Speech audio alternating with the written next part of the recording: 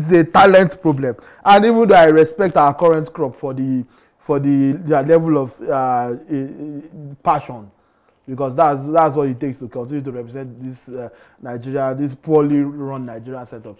They've exhibited passion, but no matter the passion that Chidinma Okeke shows, you have to know how to play football first. I wish passion itself was a sport in the Olympics.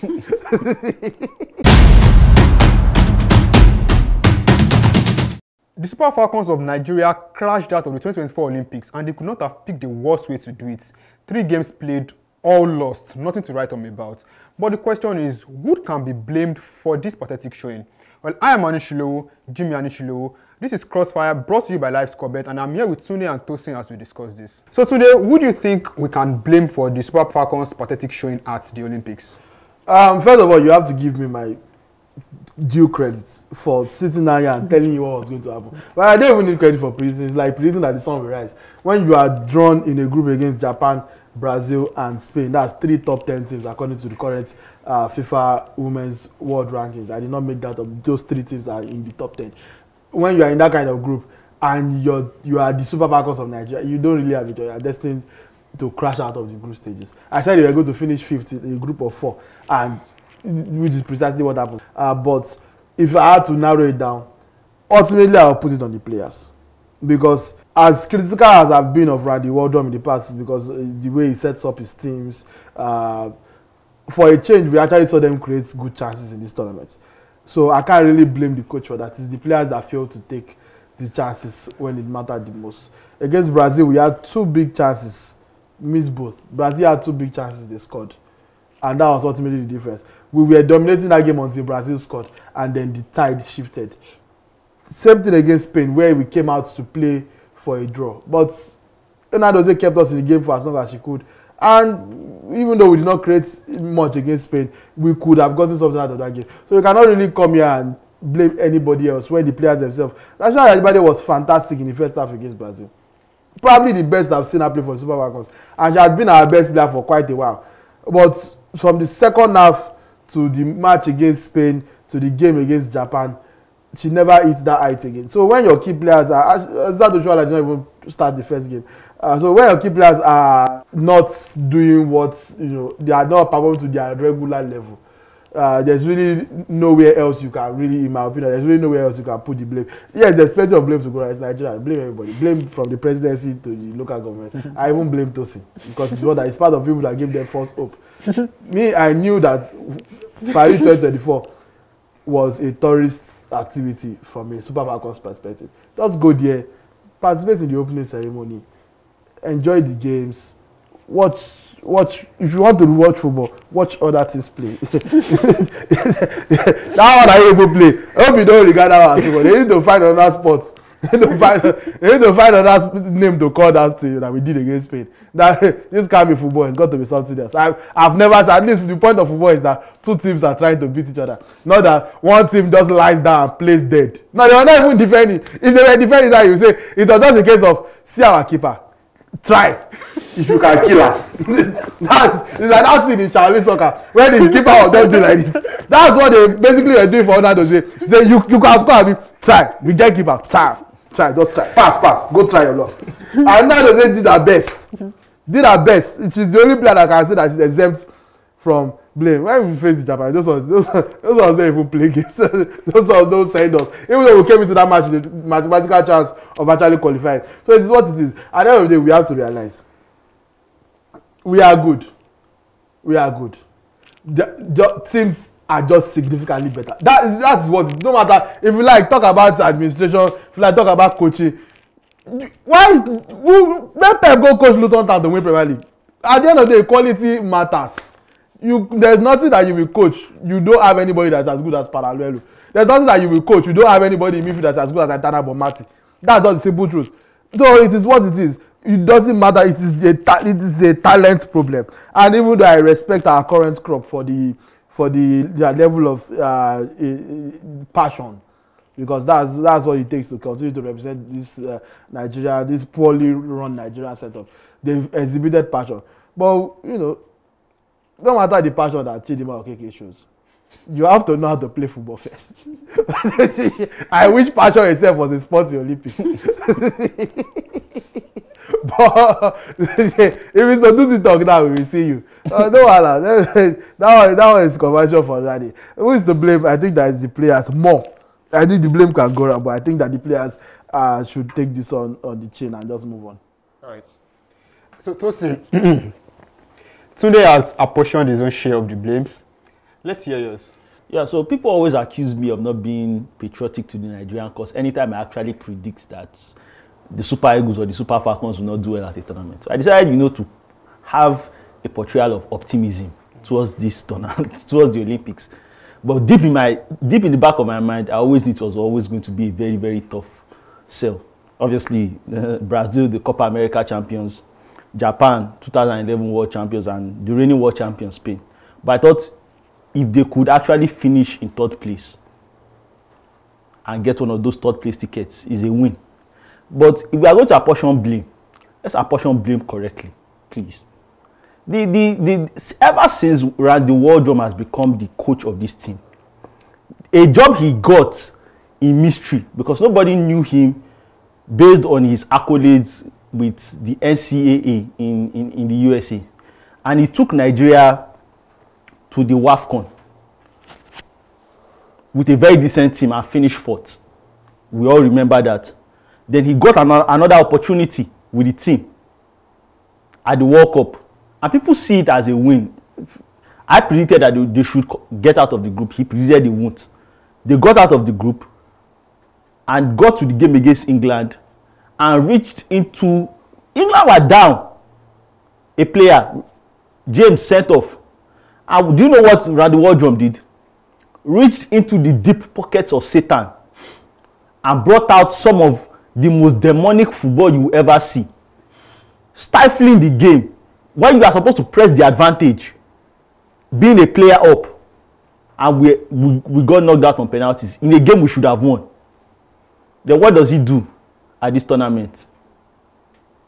The game against Brazil was totally mishandled from the approach, from a tactical point of view. That was a very, very winnable game. In terms of ranking all our opponents, you could argue that Brazil was, even though they got to the final of the Olympics, you could argue that Brazil on paper was going to be the opponent we could get points against. Mishandled it. The game against the world champions, no urgency. The tactical approach went into the right hand of Lucifer to go and get back demonic tactics again. And now people want to shift the blame to the players. I will talk about this crop of players and the role of the administration. But first, let us look at coaching. The coaching of this team, as far as I'm concerned, was not good enough. We always have to talk about quality, but we have quality in certain positions. Like he highlighted Chidinma Okeke, defending is not our strong suit. You already made that clear. Why must we play like Inter Milan 2010 at the Camp Nou against Barcelona? The play to the strengths of your team. We have decent attackers. Azeezat Oshoala used to be world class, one of the best at her position. Rasheedat Ajibade is in her prime, one of the best at her position. Play to the strength of your team. No, we are reaching into the demonic parts of football, having conversations with the devil, preparing satanic football to demolish the eyes of football-loving Nigerians. Some football-loving Nigerians actually watching that game. Actually, you could watch that game and go and commit suicide.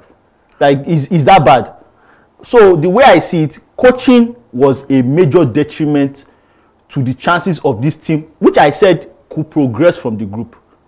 Optimistically, coaching was a major hindrance to them progressing from the group, and I will stand on that. Right.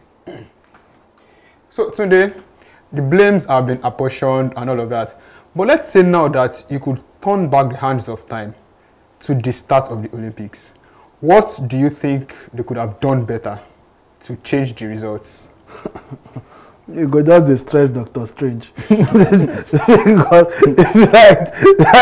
you saw an end game. When he asked how many outcomes the way win, he said 1. when they check around, there was nothing.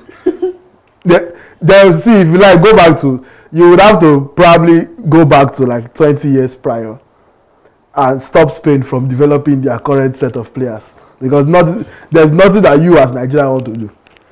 You are already in a difficult situation. This is not the World Cup where you have lots of teams playing and you can be lucky to have 1 or 2 bombs in your group where you can, even if, let's say, who did we play in our last World Cup that this was shouting? He predicted the Guinea or he predicted. Who did we play? We drew Canada, we beat Australia, and we lost the last game, if I'm not. We drew against Ireland. The likes of Ireland don't qualify for this kind of thing. Those are the teams that you can have hope against. When you are against Japan, you are against Spain, you are against Brazil. The Brazil that this one says is our best hope of qualifying. This is what counts as sport analysis nowadays, by the way. Brazil that say is our best hope. They are finalists. They are our best hope. We will not win one single game. We will not get 1 point. The finalists are our best hope of qualifying. Not Brazil played Spain twice, so the Spain that we played some of the worst football against. What can we do differently? What we can do differently is that if you know that you don't want to lose, don't come. You don't. Several teams have declined participation in major tournaments. If you are comfortable in losing and just being a tourist, it's fine. What can you do differently as a Nigerian? Drop your expectation. Me, I'm not disappointed. I'm the regular point of appointed, because I did not put my hopes. I have things more important things to pray for, and they pray for the Super Falcons to win games. That's just the simple truth. If they can play, if the analyzing objectively, if they are of equal strength to their opponent, of course. Well, like, you are essentially asking for a miracle to play against the world champions and beat them. That's just, it is not going to happen. I'm sorry. You are not going to do it as the Super Falcons of Nigeria. Brazil appear to be there for the taking, but the quality gap is clear as day. It is what it is. What could we have done differently? That's it. Drop your expectations.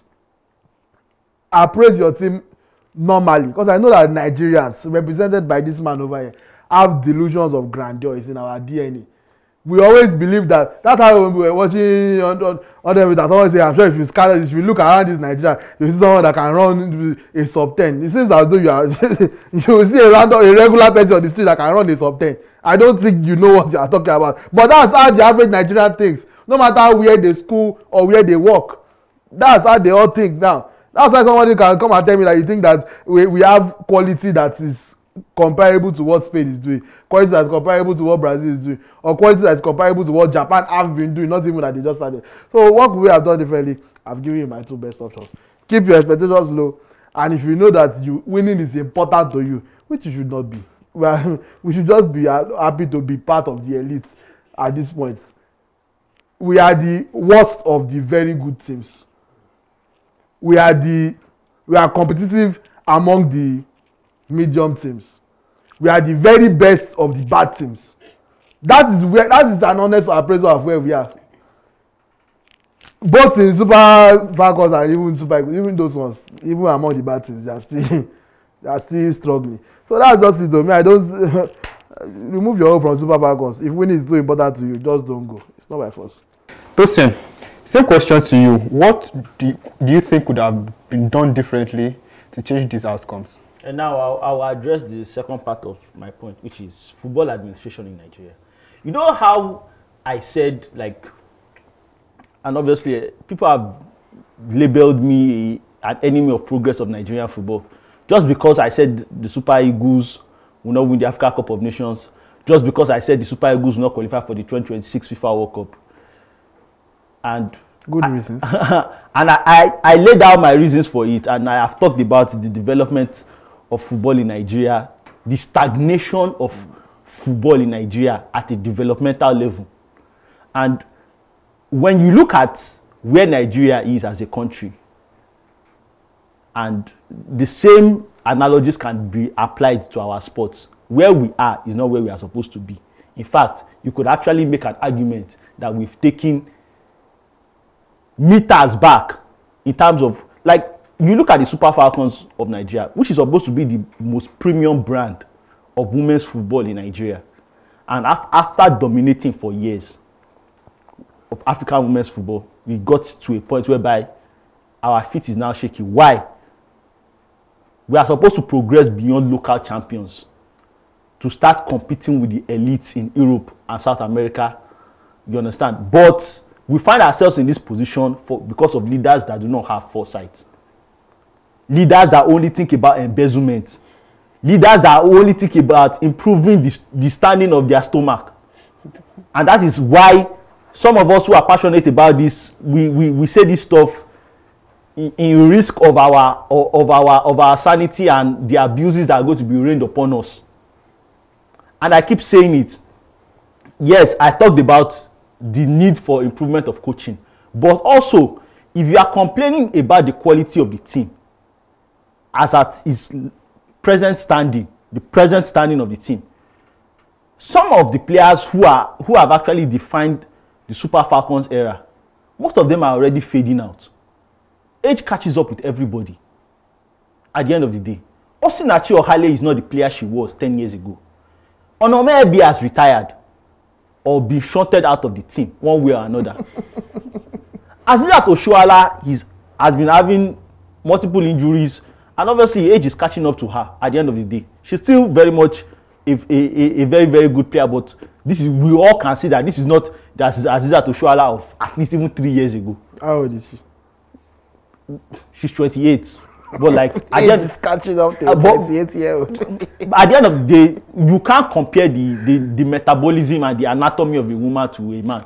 You understand? So I'm not going to be sexist or you have to be sexist already or anything. But you understand, the women that define this generation, they are slowly fading out, and it is incumbent on administration, you understand, to provide the groundwork to refill these places. The brightest generation of Nigerian female football that came from the team that got to the final of the 2010 Women's Under-20 World Cup, got to the final of the 2014 Women's Under-20 World Cup. 2014 Women's Under-20 World Cup, in case you are not counting, was 10 years ago. 10 years ago, I was doing different things with my life. AKA unemployment. You understand? So, what are the strides that we've made? Look, okay, you go back to that team. You look at Osinachi Ohale, you look at Onome Ebi, you look at Faith Ikidi in that defense, and you say, okay, we have players. Osinachi Ohale is slowly coming down. Tosin Dime is probably the only person that's progressed from the youth teams to the national team. The rest, like, are obviously the poaching of players of foreign descent that are Nigerians, due to the fact that we have not been able to consistently produce. Now in midfield, Okobi is gone, Rita Chikwelu is gone, and you look at the complexity of midfield. Yes, Deborah Abiodun is coming up, but Chris Uchebe also is also developing. But like, we need to improve, and we should not even be saying this right now. The room for improvement should have already been created, whereby if you look at like the Spanish women's team, you talk about we don't have somebody as good as Paralluelo. Paralluelo, we saw what she did at the under-17, we saw what she did at the under-20. You understand? So we need to actually improve, and the improvement has to come from administration. And if administration is not going to improve, we are going to find ourselves having this discussion when the next WAFCON comes to place and Nigeria actually fumbles, and maybe we don't even make it past the quarterfinals. Then we will now open the book of lamentations. Okay. So Tunde and Tosin have made their thoughts known, the blames have been apportioned, and they've also put forth recommendations. But what do you guys think? Let us know your thoughts in the comments below. I am Anishilo, Jimmy Anishilo, and this is Crossfire, brought to you by LiveScore Bets.